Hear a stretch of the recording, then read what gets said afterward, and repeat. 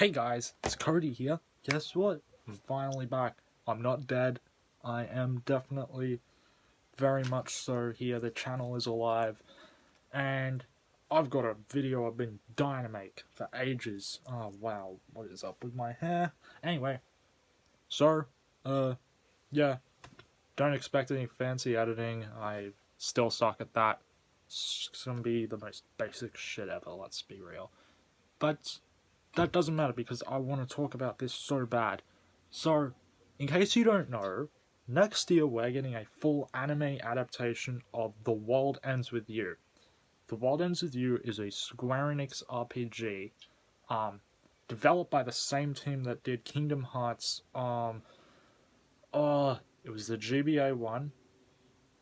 I can't remember right now, but it was developed by the same team that did Kingdom Hearts, and although TWEWY doesn't really get that much notice in the big picture of Square Enix titles and stuff, it's still very much so loved by the fans, and it has developed a cult following. And this year our calls were answered for at least one half of the spectrum, and we are getting an anime adaptation of the original game, which just sounds like it's going to be amazing. I'm very much so looking forward to it. The art style they've gone with is very reminiscent of the DS game, with obvious changes to update it for a modern era. And I'm very excited for that. So, today I'm going to be talking about The World Ends With You. And if you don't know, I love looking way too far into things for meaning and stuff. And, you know, The World Ends With You is probably most notable for its music. It's phenomenal OST. And that's exactly what I'm going to be covering today. I'm going to be covering some songs, well, not some, I'm going to be covering one song in particular from The World Ends With You, and looking at what I believe to be a more hidden meaning within the song. I would love to do more of these. So if you can get past my cringy attitude, and you like the theory that I'm presenting, let me know, and I might do more of these. Without further ado, I think we should get started with it. So, what song are we covering? Well, today we're going to be covering the song of my not favorite, but let's be real, one of my absolute favorite characters, and absolutely one of the fandom's favorites, Mr. Hanakoma. I'll just call him Mr. H while we're doing the thing whenever I have to mention him, so that it doesn't get too confusing. Not confusing. So, first of all, and I probably should have said this in the last section, but because of the nature of the song and the fact that I'm going to be talking about The World Ends With You in this way, there are going to be major spoilers for the game. So if you haven't played The World Ends With You, or you're interested in watching the anime and you don't know anything about the game, don't watch this video. Come back in 2021 when you've gotten to the point of watching the anime, which will hopefully have all its episodes out, or go play the game and come back. Alright, let's get into the song, shall we? So obviously I'm going to be covering Mr. H's theme, Game Over. Alright, so I'll just be doing this in sections and stuff, just talking about the lyrics and saying what I think the lyrics mean. So let's start off, shall we? The first set of lyrics that tell me who you are, who you were, and how much have you been paid. Now, that first line immediately offers us just a subtle introduction to Mr. H, in the way of him knowing about the real ground and how it differentiates from the underground. Now, who you are and who you were is a literal statement, in my opinion.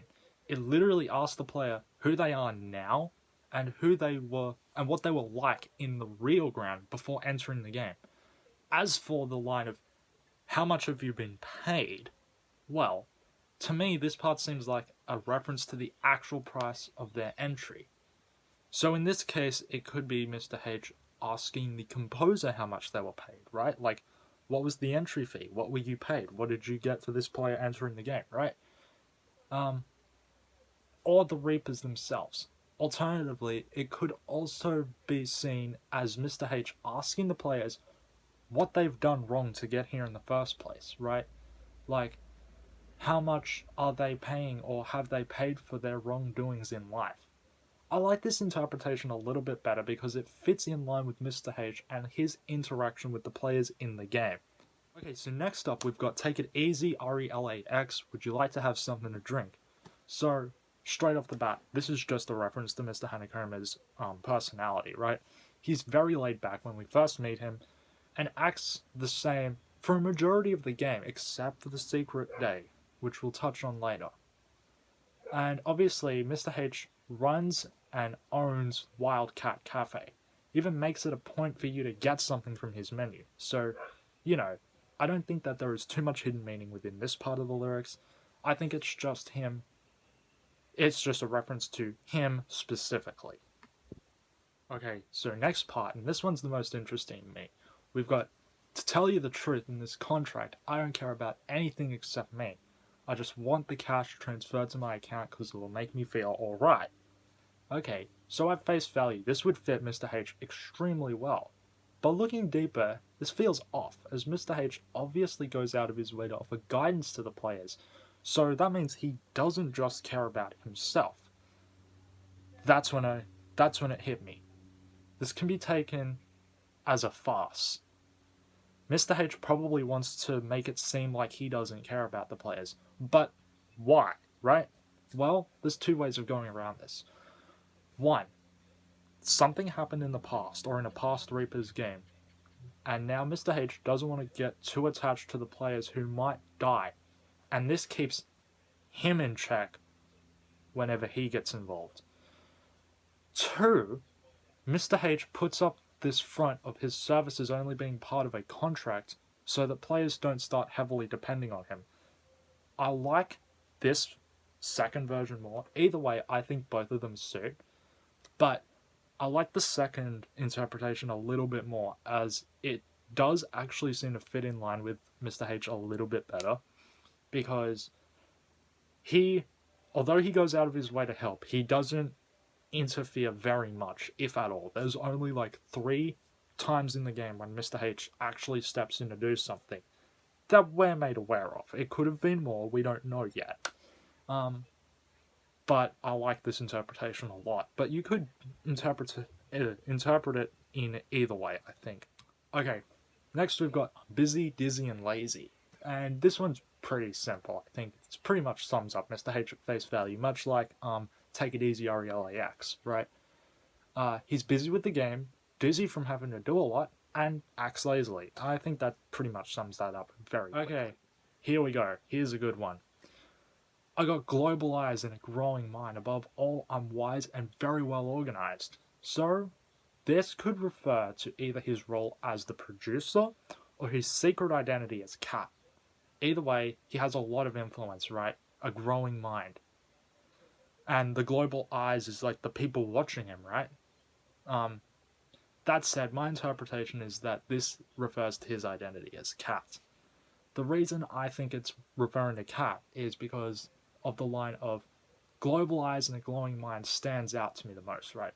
Cat, in the world of TWEWY, is literally everywhere, both in the underground and in the real world.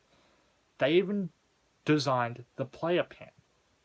This alone shows how powerful Cat's influence actually is. Growing eyes and a global mind. Global eyes and a growing mind. Right? That's the world around Shibuya and the people watching Cat. Naku is one of those global eyes, right? He looks up to Cat. So I think that fits more so with him being Cat rather than him being the producer. We'll touch on the producer part a little bit later though. Okay, here we go. Here's the next one. I made a compromise. Watch me rise high for the one last time. See how my connection works. Information goes back and forth. So, right off the bat, I believe the compromise that the lyrics are referring to is the crime that Mr. H committed that cast him out of the higher plane and gave him the status of fallen angel, right? This is obviously taking place before he commits the crime, though, because of the line, watch me rise high for the one last time. I believe that is referring to Mr. H knowing, or at least it implies that Mr. H would know that he won't be able to retain his status as an angel for too much longer after he steps in. This part of the lyrics probably takes place while he's making the decision whether or not to step in with Minamimoto, right? That's what I believe. The line of "see how my connection works," I believe that that's going to be Joshua, and this will be backed up a little bit later on. Right, I think the connection is Joshua, and the information that's going back and forth is probably his insight on the matter that Hanakoma has brought up. Right, sit beside the windows and all I do is watch the shadow grow longer, linger for better, you'll never know what internal decadence means. Okay, so, more evidence to back up that last bit, right? The first line of the verse appears to pertain to show and the taboo noise. The following line shows us that Mr. H appears to be ready to act on the crime he's about to commit. As waiting around will give him no results, he has to act now, right? If he lingers too long, linger for better, you'll never know what internal decadence means. I think that internal decadence is Mr. H's own satisfaction of being able to intervene, right? That's what I believe this means. Right, now, going off of the line from earlier, in which I think Mr. H's connection is Joshua, he's got an opinion and posted suggestions, but never reveals his name. Read by someone taken as a good one, but nobody knew who had wrote it. So, the first line seems contradictory at first, because it seems that it could be referring to Joshua, but Mr. H obviously knows his name, so it has to be someone, right? Well, what if his name refers to Joshua's role as composer rather than his actual name, right? No player, our main crew included, except for later, of course, ever finds out about Joshua's role as the composer, after all. So I think with the time frame that this is supposed to be fitting into, I think it fits. This would help tie into the second line together as well, as I think that it's referencing to a deal between the two to keep each other's identities secret in return for helping one another. Of course, I don't really have too much proof of this, but obviously throughout the game, Hanakoma provides Joshua with assistance while he is acting as a player for Neku in week 2. Okay, next we've got few lines of the sentence lie. Anonymity is annoying me all the time. So the next verse appears to be a hint at the internal anger that Mr. H may have towards certain aspects of either the game itself or towards Joshua. The secrecy itself could literally be taking a toll on Mr. H, as we don't have a clue how long he's been in this for, right? We don't know how long anyone has been in. So it seems like he's just getting fed up with it, and that obviously explains his eagerness to step in and help Minamimoto when he shouldn't have, right? Going against the higher plane. I think it makes sense. Right, next we've got It's Like 2-channel, where people can just throw their own anger and forget about those foul actions. So let's follow on from that internal anger bit and say that he's getting so fed up that he's comparing it to something like 2chan or other similar anonymous message boards. As a side note, he could also be referring to the angels who always do the same thing over and over and over, and always behind an anonymity, right? And internally, it's getting to him, and now he wants out. Right, so let's see. I think that these next few lines appear to be his thoughts on certain characters and their actions. So I'll just go over those briefly and just say what I think that they're referring to real quick. The first line we've got is, you are driving an expensive car, expecting supremacy. You're out of control. The troll is waiting down below. So Joshua and his plans as a composer. I think that driving an expensive car is like driving an expensive car is like high up in status, right? For most, like, you can interpret it as being high in society, right? And obviously Joshua has the implied highest role as composer, so I think that makes sense. The troll waiting down below is probably Minamimoto. uh Too bad, too close to take. Sorry, too bad, too close, too late to notice where you are. There's no other way to take dependency to the tendency occasionally you misunderstood. I think this could be referring to Beat and his struggle to come to terms with Rhyme's death in both the real world and the Reaper's game. Um, it's very, I think it's very obvious to me because, well, not obvious, but I feel like that this makes sense that it could be referring to Beat.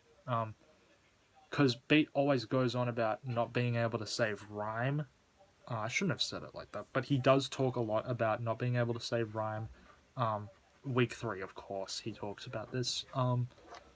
So I think that Mr. H is observing this and just commenting on it. I don't think it's like an interference or like stepping in any way, although he probably did in week 1 when he saved Beat from Erasure.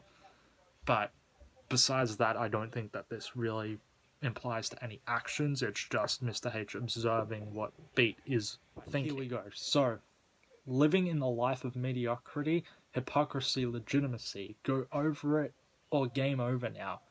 Is this a suitable place to strive? Say down to it or drown by it. It's your turn to throw the dice. I think that this verse appears to literally be a more realistic message to Neku. One that's more serious than how he comes across in the game. It can be seen by his use as game over, possibly referring to Neku dying if he loses or gives in, or on a deeper level, referring to Neku's mind and his mental state, and how it doesn't open up, and how if he doesn't open up to people, it could now be game over for him mentally, right? Yeah, I think that makes sense. Alright, overview time. So, Game Over, the song, represents, in my opinion, Mr. H's very unique and mostly unbiased outlook on the game and its players. Gives us a peek into what could be a personal conflict with the angels and himself. Something that we don't see in the game besides some spoken dialogue. This in turn shows us a little bit more of Mr. H's character. Now, what's interesting is that the first half of the song, which is just all the lyrics that I've went over, are sung in a somewhat darker, dreary tone, showing us Mr. H's laid-back, perhaps originally uncaring attitude, and how he just went with the system. But when the song transitions to its second half, which is the same lyrics but now looped, it's now more upbeat, showing us that Mr. H now embraces his status as a criminal and as a fallen angel, tying into the dialogue where he states as such to the composer in the secret ending. I had a blast covering this. Mr. H is absolutely a fan favorite, first of all, but I don't think he gets spoken about too much. And for a character like Mr. H, who clearly has a lot more to him than what is presented to us, I think it's fun to dive into the more obscure messages that could be there and look for what the creators might have hidden for us. Even if there's really no hidden meaning, I think we can definitely find some meaning from this. This in of itself is basically like trying to find the secret reports in TWEWY, right? So it's kind of funny how that works out, where you're finding hidden meaning within Game Over.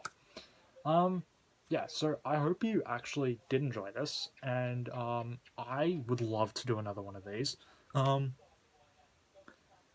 If, like I said in the intro, if you can get over me, my cringy nature, and you did enjoy the theory that I've presented, let me know. Comment down below, and I'll absolutely do more of these.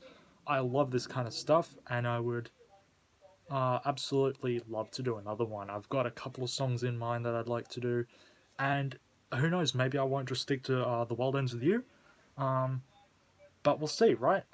If you enjoyed it, like I said, let me know, and I'll do more in the future. Peace, guys.